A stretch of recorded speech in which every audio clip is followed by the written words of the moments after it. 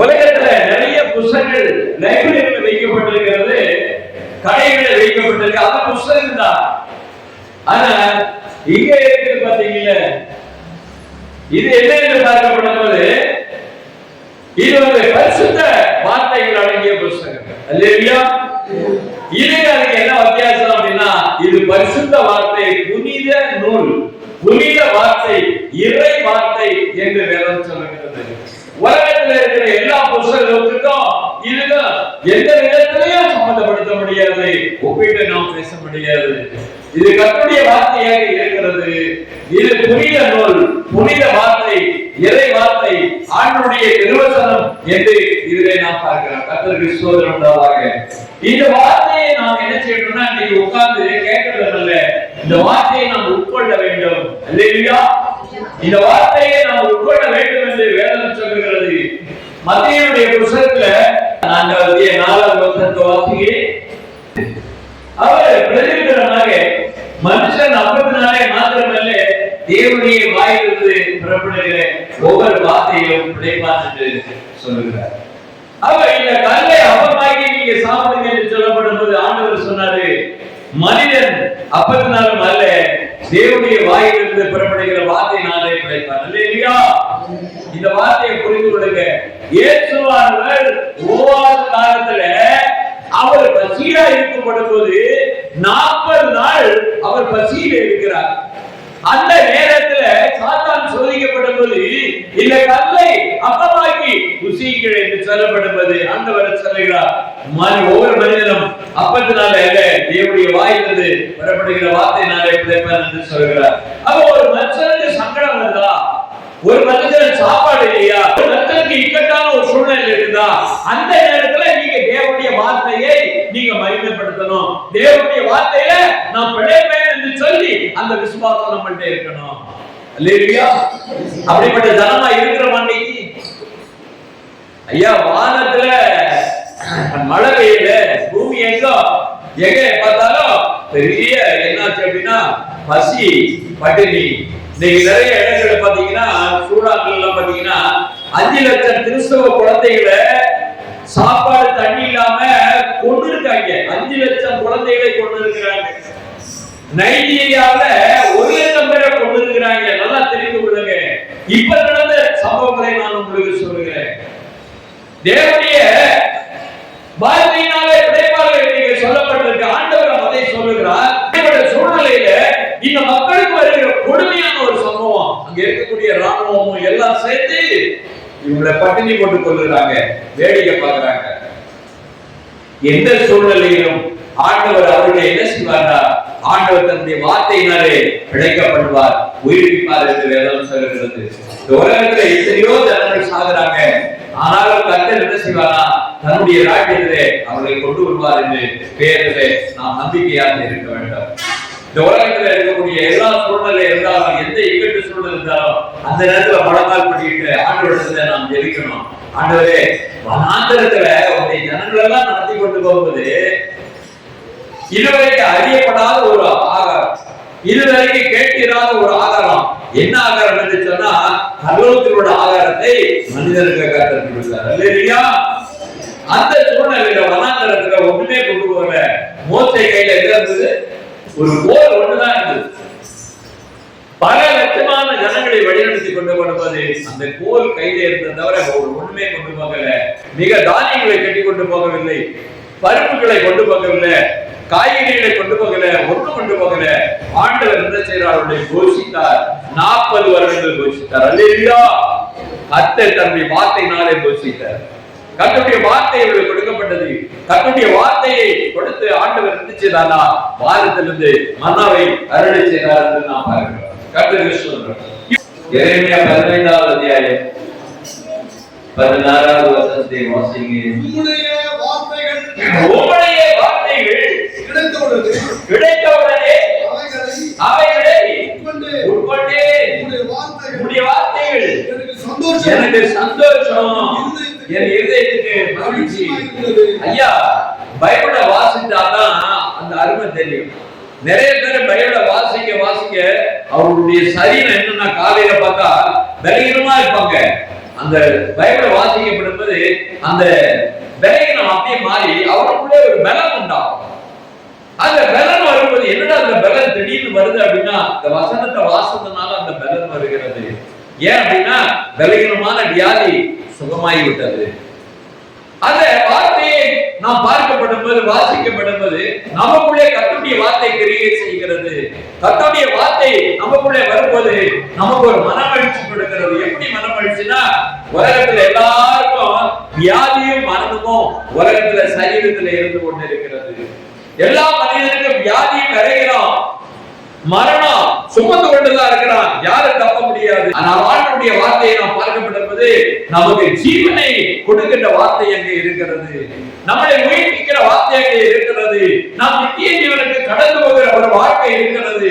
நித்தியத்துக்குள் நாம் கடந்து போகிறோம். பரலோகத்துக்கு நாம் சொர்க்கராஜ்யத்துக்கு போக போகிறோம். கர்த்தருடைய ராஜ்யத்திலே மோட்சத்துக்கு நாம் போகிறோம் என்கிற ஒரு நம்பிக்கை இந்த வேத வசனத்தில் இருக்கிறது. நாம் மதிப்பதில்லை, நாம் உயிர்த்தெழுவோம் என்று வேதம் நமக்கு கற்றுக் கொடுக்கிறது. எப்படி கற்றுக் கொடுக்கிறது என்றால், இந்த வசனத்தை வாசித்து தியானம் பண்ணும்போதுதான் கர்த்தர் கிரியை செய்கிறார். இந்த வசன தியானம் இல்லை அப்படின்னா உங்களுக்கு ஒண்ணுமே கிடைக்காது. தேவ வசனத்தை தியானித்தால்தான் நமக்கு ஜீவன் உண்டாகிறது. இன்னொரு காரியம், இந்த வசனத்தை வாசிட்டே இருக்கும்போது நம்ம இருதயத்துல ஒரு கெட்ட சிந்தனை, கெட்ட செயல்பாடு நம்ம சரீரத்துல உள்ளத்துல இருக்கு அப்படின்னா இந்த வசனத்தை வாசிக்கப்படும் போது நம்மளை குத்தும், நம்மளை உணர்த்தும், நம்மளை கண்டிக்கும். அந்த வார்த்தை பார்க்கப்படும் போது நாம் செய்த தவறுகளை எல்லாம் அது நமக்கு சுட்டி காட்டும். அதைத்தான் இங்கே நாம் பார்க்கிறோம். எடுத்து வாசிக்கு சங்கீத புத்தகத்துல 12வது அத்தியாயம் 6வது வசனத்தை நாம் வாசிக்கிறோம். கர்த்தருடைய சொற்கள் மண் குகையில் 7 தரம் உருக்கி உடமிடப்பட்ட வெள்ளிக்கு ஒப்பா இருக்கிற ஐயா சுத்த சொற்கள் என்று நாம் பார்க்கணும். நல்லா தெரிந்து கொள்ளுங்க. வெள்ளிய குடமிடுறத பார்த்திருக்கீங்களா? வெள்ளிய குடமிட்டா அது வெண்மையாக மாறிக்கொண்டே இருக்கு. அது 7 தரம் குடமிட்டா மட்டும்தான் சுத்த வெள்ளியாக மாறும். சுத்த வெள்ளியை எப்படி நீங்க சொல்லுவீங்க? தேவனுடைய வார்த்தை சுத்த வெள்ளிக்கு ஒப்பா இருக்கிறது என்று சொன்னா அந்த சுத்த வெள்ளியை நீங்க எப்படி அறிவீங்க? உலகத்துல தேவனுடைய வார்த்தை சுத்த வெள்ளி 7 தரம் கொடவிடப்பட்ட சுத்த வெள்ளி என்றால் அந்த வெள்ளியை அப்படியே நம்ம பார்த்தோம்னா நம்ம முகம் எல்லாமே அப்படியே தெரியும். சுத்த வெள்ளியை பார்த்தீங்க அப்படின்னா இந்த எவர் டம்ளரோ தட்டையை திரும்பி பார்த்தா நம்ம மூஞ்சி கொஞ்சம் தெரியும். ஆனா சில்வர்ல, சுத்த சில்வர்ல நீங்க பாத்தீங்கன்னா தெளிவாக உங்கள் முகம், உங்க உருவம் காணப்படும். அதுல என்ன குறைபாடுகள் இருக்கிறது என்பது அதுல தெரியும். அல்லேலூயா. இவ்விதமாக தேவனுடைய வார்த்தை நம்மை சுட்டி காட்டுகிறது. நம்மளை பரிசுத்தமாக்குவதற்காக அந்த வசனம் நம்மளிடத்திலே கிரியை செய்கிறது. அது எச்சரிக்கையை கொடுக்கிறது. அது புனித வார்த்தையாய் இருக்கிறது. அது தேவனுடைய வார்த்தையாய் இருக்கிறது. அப்படிப்பட்ட வார்த்தையை நாம் பெற்றுக்கொள்ளப்படும்போது நமக்குள்ளே ஒரு சந்தோஷம் உண்டாகும். நமக்குள்ளே ஒரு நிறைகள் மாறி ஒரு சுகம் கிடைக்கும். ஒரு இதயத்துல ஒரு சந்தோஷம் கிடைக்கும். அப்படிப்பட்ட ஒரு உணர்வு வேத வசனத்துக்குள்ளே இருக்கிறது. அதுதான் இரவு பகலும் தியானிக்கிற மனுஷன் பாக்கியவான் என்று சொல்லப்பட்டிருக்கிறது. அந்த பாக்கியத்தை நாம் பெறும்படியாக வேதம் நமக்கு கற்றுக் கொடுக்கிறது. வேதத்தை கற்றுக்கொள்ளும்படியாக இந்த இடத்துல வந்திருக்கிறீங்க அப்படின்னா உங்களுக்கு ஒரு பலன் உண்டு, ஒரு சுகம் உண்டு, உங்களுக்கு ஒரு வல்லமை உண்டு. கர்த்தர் கொடுக்கின்ற மகா பராக்கிரமசாலியாக நீங்கள் மாறுவீர்கள். கர்த்தர் யுத்தத்திலே அவர் என்ன செய்வார் என்றால் சிறந்த குதிரையாக மாற்றுவார். இந்த உலகத்தை ஜெயிக்குவதற்காக உங்களை மாற்றப் போகிறார். அது வளருள்ள வார்த்தையாக இருக்கிறது, வளருள்ள வார்த்தையாக இருக்கிறது. அப்போ ஒரு சந்தோஷம் உண்டாகிறது. தாவீது சொன்னார், கர்த்தருடைய வார்த்தையை பெற்றுக் கொண்ட போது வியாவினாலே ஒரு சேனைக்குள்ளே நான் போவேன், ஒரு சேனையை நான் முறியடிப்பேன் என்று சொல்லுகிறார். அப்படியாக உலகத்திலே பரிசுத்தமான தேவ வசனத்தை பெற்றுக் கொண்டபடினால்வா உலகத்தை ஜெயித்தார்கள். அல்லேலூயா. நீங்கள் ஜெயிக்க வேண்டுமானால் தேவனுடைய வார்த்தையை உட்கொள்ள வேண்டும். தேவனுடைய வார்த்தையை நீங்கள் என்ன செய்ய வேண்டும்? உட்கொள்ள வேண்டுமானால் தியானிக்க வேண்டும், கற்றுக்கொள்ள வேண்டும் என்று வேதம் சொல்லுகிறது. அந்த வார்த்தையை செவி வழியாக நாம் உள்ளே போகிறது. அந்த வார்த்தை இதயத்திலே போய் பதிகிறது. நாம் சிந்தனையிலே அது கிரியை செய்கிறது. அப்பதான் நம்ம அதை புசித்தோம் என்கிற ஒரு காரியம் வெளிப்படும். அந்த வார்த்தையெல்லாம் பெற்றுக்கொள்ளப்படும் போது நம்ம இடத்துல ஒரு மாற்றங்கள் உண்டாகும், நமக்குள்ளே ஒரு பரிணாமங்கள் உண்டாகும், நமக்குள்ள ஒரு மேன்மை, கர்த்தருடைய மேன்மை நமக்குள்ள உண்டாகும். அந்த வார்த்தை நமக்குள்ளே கிரியை செய்கிறது நாம் உணரும் போது அப்போ கர்த்தருடைய வல்லமை நம்மளிடத்திலே இருக்கிறது, கர்த்தருடைய வரங்கள் இருக்கிறது, கர்த்தருடைய பலன் இருக்கிறது. கர்த்தருடைய நாமத்தினாலே எழுந்து நட என்று சொல்லப்படும் போது எழுந்து நடப்பார்கள், அதிசயங்கள் உருவாகும். கர்த்தருடைய வார்த்தை நமக்குள்ளே தங்கி இருந்தால் எல்லா காரியத்தையும் செய்யும். அல்லேலூயா.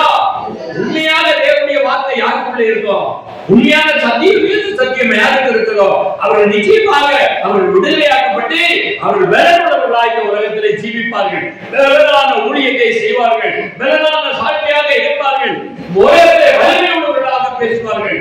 அப்படி பேசுகிறதுக்கு இன்னைக்கு ஆள் கிடையாது. அதனாலதான் ஒவ்வொரு அரசியல்வாதியும் நம்ம ஜனங்களை விரட்டுகிறான், நம்ம ஜனங்களை தூண்டுகிறான், நம்ம ஜனங்களை ஒன்றுபடும்படியாக கட்டளை கொடுக்கிறான். உங்களுக்குள்ள அந்த பலம் இருந்தா, அந்த பலம் இருந்தா உங்க பக்கமே திருப்பி பார்க்க மாட்டான், ஓடிடுவான். உலகத்துடைய ராணுவம் எல்லாமே கவர்மெண்ட் எல்லாமே ஆண்டவருக்கு முன்னாடி ஒரு சுண்டக்கா. கர்த்தருடைய வார்த்தை உங்களுக்குள்ளே எட்டப்படும் போது உலகத்தில் உங்களுக்கு முன்பதாக ஒருவரும் எதிர்த்து நிற்பதில்லை என்று ஆண்டவர் சொல்லி இருக்கிறார். அல்லேலூயா. தேவனுடைய வார்த்தை என்ன என்பது தெரியாது இந்த உலகத்தில் ஜனங்களுக்கு. தேவனுடைய வார்த்தையை உடன்படிக்கையின் பெட்டிலே சுமந்து கொண்டு வரும்போது அங்கே என்ன நடந்தது என்று நாம் பார்க்கிறோம். கர்த்தருடைய நாமத்துக்கு ஸ்தோத்திரம் உண்டாவதாக. அங்கே யுத்தம் நடக்கப்படும் போது இஸ்ரவேல் சேனைகள் அங்கே போகப்படுவது கர்த்தருடைய உடன்படிக்கையின் பெட்டியை தூக்கி கொண்டு போனார்கள். அவர்கள் எக்காலம் போதிய அவர்கள் என்ன பண்ண ஆட் பண்ணிட்டார்கள். அலங்கள் விடிந்தன, ஏரியோ பட்டணத்தில் அலங்கள் விடிந்தன.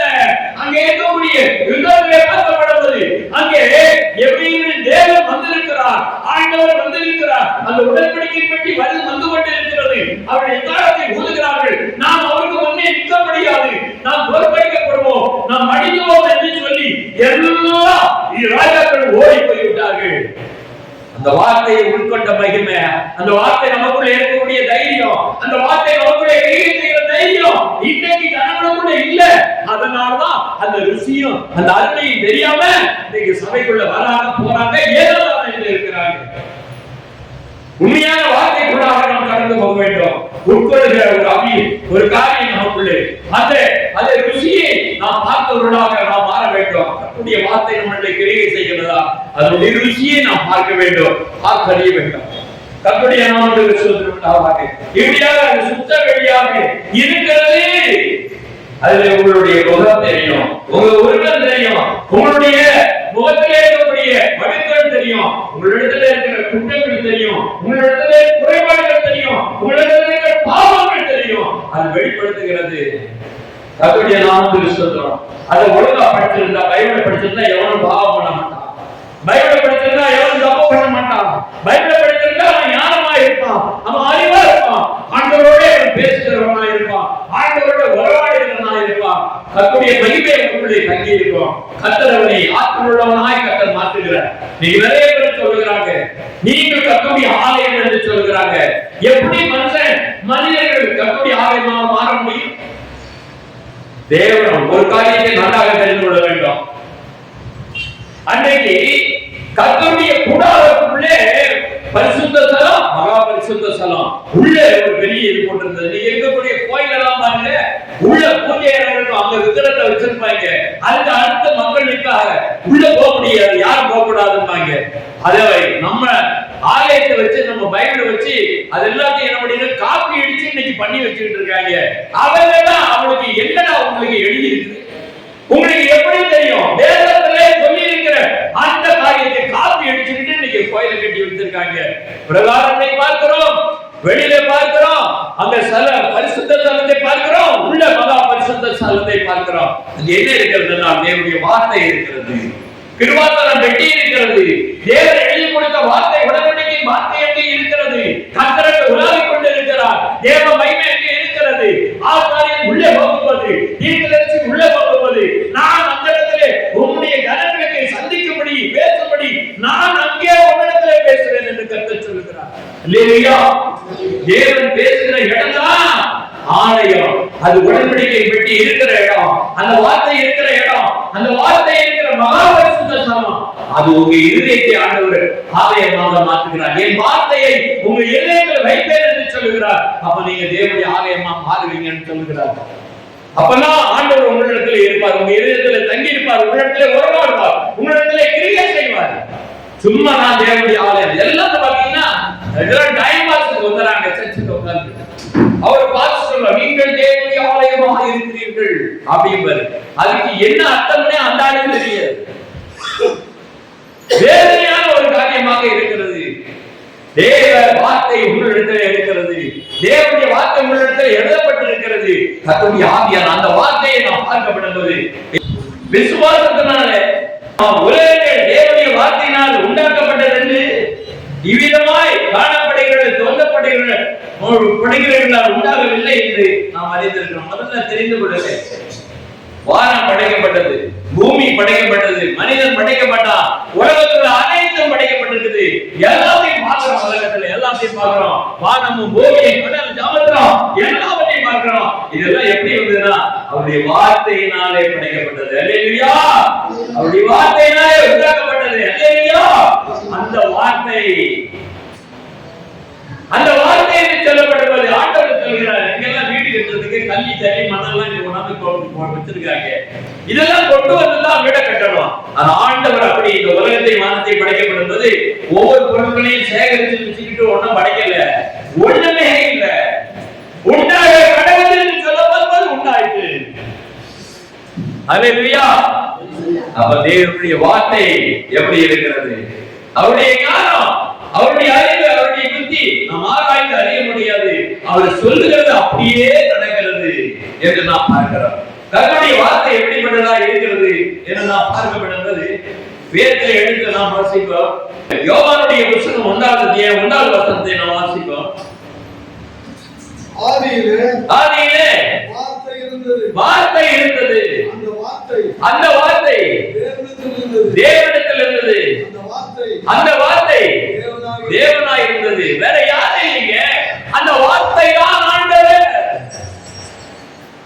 ஆண்டவருடைய அன்பை ருசிக்கும்படியாக, தேவ வார்த்தையை ருசிக்கும்படியாக ஆண்டவர் நம்மோட இருக்கிறார் என்பதை உணரும்படியாக கர்த்தருடைய வார்த்தையை தியானித்துக் கொண்டிருந்தா கர்த்தர் உங்களோட உறவாடுகிறார், உங்களோட இருக்கிறார், உங்களோட அசைவாடுகிறார். ஆதியிலே அந்த வார்த்தை தான் தேவன். அந்த 14வது வசனத்தை வாசிங்க. அந்த வார்த்தை மாம்சமாகி கிருபையினாலே சத்தியத்தினாலே நிறைந்தவராய் நமக்குள்ளே வாசம் பண்ணார். புரியுதுங்களா? அந்த வார்த்தை தான் மனுஷனாக பூமியிலே ஆண்டவர் இயேசு என்று அடையாளத்தை இந்த நாட்டிலே நமக்கு தந்து உலக இரட்சகர் மனிதனாக வந்திருக்கிறார் என்று சொல்லி நமக்கு வெளியரங்கமாய் சொல்லப்பட்டது. கர்த்தருடைய நாமத்துக்கு ஸ்தோத்திரம். அந்த வார்த்தை அன்புள்ள வார்த்தை, தயவுள்ள வார்த்தை, இரக்கமுள்ள வார்த்தை, அவருடைய குண சுபாவங்களை பார்க்கப்படுவது நம்மை மனமுருகிற கர்த்தர், நம்மை வெறுக்காதவர், நம்மை தள்ளாதவர், நம்ம மேல பாசம் கொண்டவர், என் ஜனத்தை மீட்க வேண்டும் என்று சொல்லி நான் ரத்தத்தை சிந்துகிறேன், என் ஜீவனை கொடுக்கிறேன் என்று சொல்லி அன்பு நிறைந்த அந்த தெய்வம் பூமியிலே மனுஷனாக அவதரித்தார். அவருடைய வார்த்தையை கேட்கும் போது இயேசு கிறிஸ்து அப்பா மலையிலே மலப்பிரசங்கம் பண்ணும்போது உலகத்துடைய சகல ஜனங்கள் கேட்டுக்கொண்டிருந்தார். சகல ஜனமும் கேட்டுக்கொண்டிருக்கும் போது அந்த வார்த்தைகள் கவனிக்கப்படும் போது யார் நீங்க பாத்தீங்க அப்படின்னா மலை பிரசங்கத்துடைய ஜபத்தை நீங்க மலை பிரசங்க ஜபமும் மலை பிரசங்கத்துடைய பிரசங்கத்தையும் நீங்க முழுமையா தெரிஞ்சுக்கிட்டீங்கன்னா வேதத்துடைய அனைத்து காரியங்களும் உள்ளே அடங்கி இருக்கிறது, அடங்கி இருக்கிறது. தேவனுடைய அனைத்து தேவனுடைய பரலோகத்துக்கு நாம் செல்ல வேண்டிய அனைத்து எல்லா விதமான ரகசியங்களும் எதிலே கொடுக்கப்பட்டிருக்கிறதா? மலை பிரசங்கத்திலே கொடுக்கப்பட்டிருக்கிறது. ஆண்டவர் நம்மோட உறவாடும்படியாக ஆண்டவர் என்ன செய்யறார்? மலை பிரசங்கத்துல நீங்க படிச்சு பார்த்து அதுபடி நீங்க நடந்தீங்கன்னா நேரா தேவனிடத்திலே போவீங்க, தேவராஜ்யத்துக்கு போவீங்க. இன்னைக்கு நிறைய பேர் மலை பிரசங்கத்தை சொல்ல தெரியுமா? உங்களுக்கு மலை பிரசங்கம் எல்லாம் படிச்சிருக்கீங்களா? ஐயா அம்மா படிச்சிருக்கீங்களா? சொல்ல முடியுமா உங்களால? தெரியாது. எவரைய வார்த்தையிலே கிரேப் என்று சொல்வார்கள். கிரேப் என்று சொன்னால் புனித வார்த்தை, the written word, எழுதப்பட்ட வார்த்தை என்று சொல்வார்கள். அப்போ இதுல இன்னொரு காரியத்தை நாம் பார்க்கப்படும்போது கிரேக்க வார்த்தையிலே லோகோஸ் என்று சொல்லப்படும்போது அதுதான் வார்த்தை என்று அர்த்தம். லோகோஸ் என்றால் கிரேக்க பாஷையிலே வார்த்தை என்று அர்த்தம். இவ்விதமான அந்த வார்த்தை வார்த்தை வார்த்தை என்று சொல்லப்படுகிறது.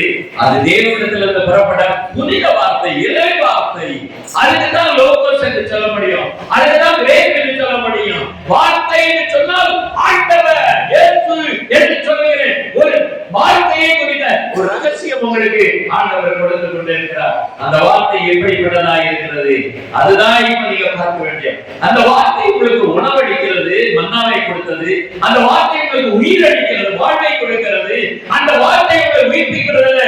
அந்த வார்த்தை பரலோகத்துக்கு கொண்டு செல்கிறது. அல்லேலூயா. அந்த வார்த்தை மகிமைக்குரிய வார்த்தையா இருக்கிறது. அந்த வார்த்தை உங்கள் மத்தியிலே கிரியை செய்கிறது. அந்த வார்த்தை பயங்கரமான காரியத்தை செய்கிறதா இருக்கிறது. இந்த வார்த்தை உங்களுடைய இருந்ததுன்னா ஒரு கவர்மெண்ட்லயோ உலகத்துல இருக்கிற எவனும் எதிரி உங்க பக்கத்துல வர முடியாது. உங்களை அடிக்கணும் கை நின்னா அப்படின்னாக்கா அப்படியே தான் நிற்பான். உங்களை உதைக்கணும்னு சொன்னா இப்படியே தான் நிற்பான். ஏன் அப்படின்னா அந்த வார்த்தை உங்கள்ட்ட இருந்ததுன்னா உங்க முன்னாடி நிக்க முடியாது. ஏன்னா வார்த்தை ஆண்டவர் உங்கள்ட்ட இருக்கும்போது எடுத்து நிக்க முடியுமா? இன்னைக்கு அந்த வல்லமை இல்ல, அந்த மகிமை இல்ல, அந்த கிருபை, அந்த கிரியை இல்ல நம்ம இடத்துல. ஒத்துக்கொண்டுதான் ஆக வேண்டும். சரியான ஒரு வார்த்தையை இந்த நாட்களிலே கர்த்தர் நமக்கு சொல்லிக் கொடுக்கிறார். வாக்கு பேசப்பட்ட உரைக்கப்பட்ட அந்த வார்த்தையை யோவானுடைய புத்தகத்திலே 6ஆம் அத்தியாயம் 63ஆவது வசனத்தை நாம் வாசிப்போம். ஆவியே உயிர்ப்பிக்கிறது, மாம்சமானது உங்களுக்கு உதவாது. நான் உங்களுக்கு சொல்லுகிற வசனங்கள் ஆவியாக ஜீவனுமாய் இருக்கிறது. அவன் தேவனுடைய வார்த்தை ஜீவன் இருக்கிறது, ஆவி இருக்கிறது, வல்லமை இருக்கிறது, உயிர்த்தெழுதல் எல்லாமே இருக்கிறது என்று வேதம் சொல்லுகிறது. இயேசு கிறிஸ்துவானவர் பேசுகிற வார்த்தை, நான் சொல்லுகிற வார்த்தை, இயேசுப்பா மறை பிரசங்கத்திலே சொன்ன வார்த்தை, இயேசு உலகத்திலே பிரசங்கிக்கிற எல்லா வார்த்தைகளையும் குறித்து நாம் பார்க்கப்படும்போது அது உங்களுக்கு ஜீவனை கொடுக்கும், அது உங்களை உயிர்ப்பிக்கும், அது உங்களை சுகமாக்கும், உங்களை பெருமாக்கும். வயசான காலத்திலையும் நன்றாக ஓடுவார்கள், நன்றாக எழுச்சிவாங்க, எல்லா இடத்துக்கும் சென்று வருவார்கள். அவர்களுக்கு ஒரு பலவீனமே வராது என்பதாக இங்கே நாம் பார்க்கிறோம். கர்த்தருடைய நாமத்துக்கு ஸ்தோத்திரம் உண்டாவதாக. அதுதான் ஆவி, அதுதான் ஜீவன். அந்த வார்த்தை உங்களுக்கு ஜீவனை கொடுத்து கொண்டே இருக்கிறது. நீங்க மரிக்க மாட்டீங்க, மரித்தாலும் கிடைப்பீங்க, உயிர்த்தெழுதல் நடக்கும். ஆண்டவரோடு பரலோகத்துக்கு போவீங்க. ஆண்டவர் வானத்தையும் பூமியும் படைக்கப்படும் ஆதியாகமம் 1ஆவது அத்தியாயம் 1ஆவது வசனத்தை வாசிங்க. ஆதியிலே தேவன் வானத்தையும் பூமியையும் சிருஷ்டித்தார்.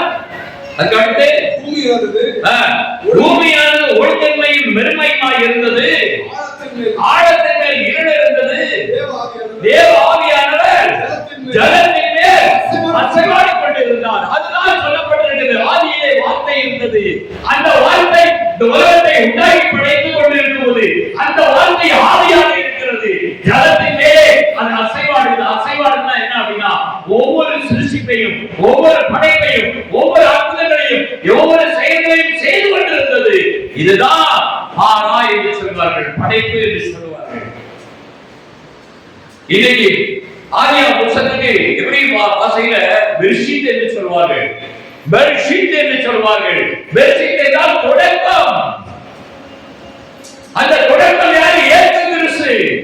அந்த பெர்ஷீத் என்ற வார்த்தை பெர்ஷ் என்று சொல்லப்படும் போது என்ன குறிக்கிறது என்றால் ஆண்டவரை குறிக்கிறது, வார்த்தையை குறிக்கிறது, ஆவியை குறிக்கிறது. லாஸ்ட் சொல்லப்படும் போது குமாரனை குறிக்கிறது. பெர்ஷீத் என்று சொல்லப்படும் போது தேவன் இருக்கிறாரா? வார்த்தையாக இருக்கிறார், ஆவியாக இருக்கிறார், அவர் மனுஷகுமாரனாக இருக்கிறார். அதான் பெர்ஷீத். அதுதான் சொல்லப்பட்டிருக்கு இயேசு கிறிஸ்துவுக்கு. நானே ஆவியின் மந்தமாய் இருக்கிறேன் என்று இயேசு சொன்னாரே. அல்லேலூயா. இயேசு ஆவி. அந்த பிகினிங் என்று சொல்லப்படுகிற பெர்ஷீத் என்று சொல்லப்படுகிற அந்த தொடக்கம் இயேசு கிறிஸ்து. ஆனால் இந்த நாட்களில் ஆசாரியனிடத்திலே வேதம் இருக்கிறதா? ஆசாரியனிடத்திலே அந்த வேத ரகசியம் இருக்கிறதா? இருக்கிறதா, தீர்க்க தரிசனம் இருக்கிறதா, தேவனுடைய வார்த்தை இருக்கிறதா? அந்த உலகத்துல நிறைய பேர்கிட்ட இல்ல. இருந்திருந்தா பயங்கர அற்புதங்கள் நடக்கும், பயங்கர வெளிப்பாடு நடக்கும். இந்த உலகத்துல அப்படியே போய் மோசே மாதிரி நிற்பான், எலியா மாதிரி நிற்பான்.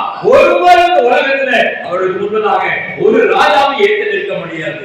இன்றைக்கு அப்படிப்பட்ட ஒரு தலைமை நமக்கு இல்லை, அப்படிப்பட்ட தீர்க்கதரிசி நமக்கு இல்லை. தேவனுடைய வார்த்தையை பெற்ற மகா புருஷர்கள் இந்த உலகத்திலே இன்றைக்கு இல்லை. அவர்கள் எல்லாம் எழுத வேண்டும், வர வேண்டும். அதற்காக ஆண்டவர் நம்மளிடத்திலே ஜெபிக்க சொல்கிறார். கர்த்தருடைய நாமத்துக்கு ஸ்தோத்திரம் உண்டாவதாக. இயேசு கிறிஸ்து பூமிக்கு வருவதற்கு முன்பதாக ஒரு தீர்க்கதரிசியை நான் அனுப்புவேன் என்று சொல்லி இருக்கிறார். அதற்காக தான் நம்ம காத்துக் கொண்டிருக்கிறோம். அல்லேலூயா. இந்த உலகத்திலே பரவுகிறது ஒன்று. ஆண்டவர் சொல்கிறார், என் ஜனங்களே, ஏசாயாவுடைய புத்தகம் 54வது அத்தியாயம் 51வது அத்தியாயம் 4வது வசனத்தை வாசிங்க. என் ஜனங்களே, எனக்கு செவி கொடுங்கள், என் ஜாதியாரே என் வாக்கை கவனியுங்கள். எல்லாம் பைபிளை தூக்கிட்டு வந்துகிட்டு போகக்கூடாது. என் வார்த்தையை கவனி, நான் சொல்லுகிற வார்த்தையை கேளு என்று ஆண்டவர் சொல்கிறார். இன்னைக்கு கவனிக்கிறோம், கேட்கிறோம். ஜனம் இருக்கிறதா கிடையாது. அப்படியே பார்த்துட்டு அப்படியே ஆராதனை முடிஞ்சுன்னா ஓடிடுவாங்க. ஆண்டவருடைய வார்த்தையை தியானிக்கிற மனுஷன் பாக்கியவான், கேட்கிற மனுஷன் பாக்கியவான். இதுல சொல்லப்பட்டிருக்கிறது, என் வார்த்தையை கவனியுங்கள். அதுக்கப்புறம் வேதம் எதிலிருந்து வெளிப்படும் என்று ஆண்டவர் சொல்கிறார். என் வார்த்தையை கவனிங்க. வேதம் எதிலிருந்து வெளிப்படும்? ஆண்டவர் தான் அந்த வேதத்தை கொடுக்கிறார். அந்த வேதத்துடைய மகத்துவத்தை பாருங்கள், செவிமொழிகள் என்று ஆண்டவர் உங்களுக்கு சொல்லிக் கொண்டே இருக்கிறார். அப்படிப்பட்ட ஒரு நல்ல தேவன் இந்த கடைசி காலத்திலே நமது மத்தியிலே, என் பிள்ளைகளே, நீங்க எல்லாரும் என்ன செய்யணும் அப்படின்னா, இந்த வார்த்தைகளை நீங்க கவனமா நீங்க வைத்துக் கொள்ளுங்க. ஏன்னா இந்த வசனம் உங்களை காத்துக்கொள்ளும், உங்களை வழி நடத்தும் என்று ஆண்டவர் சொல்கிறார். எங்க எழுதணுமா? வேதத்தை எங்க எழுதணுங்க? வேதத்தை எங்க எழுதணும்? ஆண்டவர் என்ன சொன்னார்? எங்க எழுதணும்? நீதிமொழிகளுடைய புத்தகம் 7வது அத்தியாயம், நீதிமொழிகளுடைய புத்தகம் 7வது அத்தியாயம் 1லிருந்து வாசிங்க. என் மகனே, வார்த்தைகளை காத்து என் கட்டளைகளை உன்னிடத்திலே பத்திரப்படுத்து. என் கட்டளைகளை, என் போதகத்தை ஒரு கண்மணி போல காத்துக்கொள். அப்பொழுது நீ பிழைப்பாய். இந்த வசனத்தை இதயத்திலே வைத்துக் கொண்டு நீங்க காத்துக்கொள்ள மட்டும்தான் நீங்க பிழைக்க முடியும், ஜீவிக்க முடியும், பரலோகத்துக்கு போக முடியும். இல்லையா? வார்த்தையை நாம் உள்ளத்திலே வைக்கவில்லைன்னா நமக்கு ஒன்றுமே நம்ம உதவாம போயிடும். அதனால சின்ன பிள்ளைங்க வந்திருக்கீங்க, நீங்க இப்ப இருந்து தேவனுடைய வார்த்தையை கற்றுக்கொள்ளணும். உங்களை ஆசீர்வதிப்பாராக. சங்கீத புத்தகத்திலே 19வது அத்தியாயம் 7வது வசனத்தை நாம் வாசிப்போம். கர்த்தருடைய வேதம் குறைவற்றதும் ஆத்துமாவை உயிர்ப்பிக்கிறதா இருக்கிறது. கர்த்தருடைய சாட்சி சத்தியமும் வேதையை ஞானமாக்குறது. வேதம் குறைவற்றது, ஆத்மாவை உயிர்ப்பிக்கிறது. இன்னைக்கு பாத்தீங்கன்னா ஆஸ்பத்திரி ஊழியத்துக்கு போயாச்சு அப்படின்னாக்க என்ன பண்றாங்க அப்படின்னா, ஒழுங்கா தச்சிக்கே வர மாட்டான். அங்க ஆக்சிடென்ட், கை கால் உடஞ்சி அங்க கட்டி தூக்கி இப்படி போட்டிருப்பான். அப்படி தூக்கி போட்டு இருக்கும்போது பாஸ்டர் அங்க இருந்து வந்தாரு. பாஸ்டர், என் பையன் ஆக்சிடென்ட் ஆகி கை காலம் விட்டு போட்டு எல்லாம் ஆஸ்பத்திரியில ரொம்ப மோசமா இருக்குது, வந்து பாருங்கன்னா பாஸ்டர் நேரம் வந்தாரு. ஜபமே பண்ணல. பார்த்தாரு, ஒழுங்கா தச்சிப்பானா நீ வரல, நீ ஒழுங்கா சபையில வந்து நீ வேத வசனத்தை தியானிக்கிறது இல்ல, அதனால உறங்குது.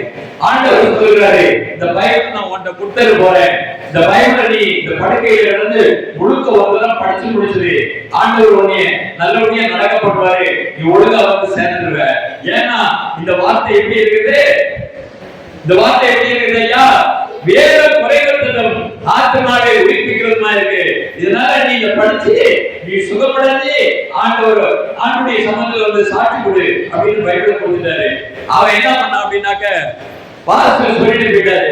கடைசியில என்ன பண்றாரு அப்படின்னா, அந்த பைபிளை அப்படியே காலை தொங்க விட்டு கையை தொங்க விட்டு அப்படியே பைபிள் படிக்கிறான். அந்த பைபிள் ஒரு மாசம் படிச்சு முடிச்சுட்டான். அவருடைய வலியும் போயிடுச்சு, வேதனையும் போயிடுச்சு, கைகால சுகமடைஞ்சிருச்சு. ஏன்னா அவருக்கு ஆண்டவர் சுகத்தை கொடுத்து விட்டார். அதுக்கப்புறம் ஆலயத்துக்கு வந்து சாட்சி கொடுத்தான். அதுக்கப்புறம் ஒழுங்கு ஆலயத்துக்கு வர. ஒரு சிலர் படிச்சு சுகமடையுது, ஒரு சிலர் தலவாண்ட வச்சு தூங்கிட்டு இருக்காங்க. 91 சங்கீதத்தை காலையில சாயந்தரம் எல்லாரும் குடும்பத்தோட வாசிங்க, உங்க வீட்டுல கொரோனாவே வராது அப்படின்னு சொன்னோம். எல்லார் வீட்லயும் 91 சங்கீதத்தை எல்லாம் வாசித்தாங்க. வீட்டுல ஜெபம் பண்ண வீட்டுல கொரோனா உள்ளவே வரவே இல்லை. அவங்க ஆஸ்பத்திரியில போய் வந்தாங்க, அவங்களுக்கு கொரோனா அட்டாக் ஆகல. நல்லா தெரிந்து கொள்ளுங்க. ஒரு அம்மா என்ன ஆச்சு அப்படின்னு கேட்டா, 12 வருஷம் குழந்தை இல்லை. ஒரு அம்மாவுக்கு 12 வருஷம் குழந்தை இல்லை. அப்புறமா என்ன ஆயிடுச்சுன்னா சேலத்துக்கு போயிருந்தோம். குழந்தை அது பேறுகாலம் ஆகிற டைம் ஆயிடுச்சு. அன்னைக்கு என்ன ஆச்சு அப்படின்னா, ஐயா கொரோனா டைம் ஐயா, ஆஸ்பத்திரிக்கே போகக்கூடாது, எல்லாம் வியாதியா இருக்குது ஐயா, என்னையா பண்றதுன்னா 91 சங்கீதத்தை வாசி, காலையில சாயந்தரம் வாசி, கர்த்தர் உனக்கு சுகப்பிரசவத்தை கொடுப்பாரு. கொடுத்த உடனே எனக்கு போன் பண்ணி சொல்லிருந்தேன். கடைசியில் பார்த்தாங்க என்ன ஆச்சுன்னு ஐயா, 91 சங்கீதத்தை அந்த பொண்ணு காலையில சாயந்தரம் வாசிச்சிருக்கு. கடைசியில் பார்த்தா சுகப்பிரசவம் ஆயிருக்கு வீட்லயே. அதுக்கப்புறம் போன் பண்ணி அந்த அம்மா சொல்லிச்சு, அல்லேலூயா அல்லேலூயா. வேதத்தை வாசிங்க, ஆத்மாவை உயிர்ப்பிக்கிறது, உங்களை சுத்தப்படுத்துகிறது, உங்களை பலவான்கள் ஆக்குறது, உங்களை ஞானம் உள்ளவர்களாய் மாற்றுகிறது. அம்மா உங்களை சாட்சி சொன்னாங்க. திருச்செங்கோடு நாங்கள் ஆசீர்வதிக்கிறோம். பிள்ளைகளும் முன்னால வந்து வேத வசனத்தை வாசிங்க சொன்னீங்க. கர்த்தர் உங்களை ஆசீர்வதிப்பாராக. தேவனுடைய கிருபையும் சமாதானமும் உங்களோட இருப்பதாக. இந்த வேத வசனத்தை கேட்ட யாவரும் மேலும் கர்த்தருடைய ஆவியானவருடைய தங்கியிருந்து உங்களை ஆசீர்வதிப்பாராக. இயேசுவின் நாமத்திலே ஆமென்.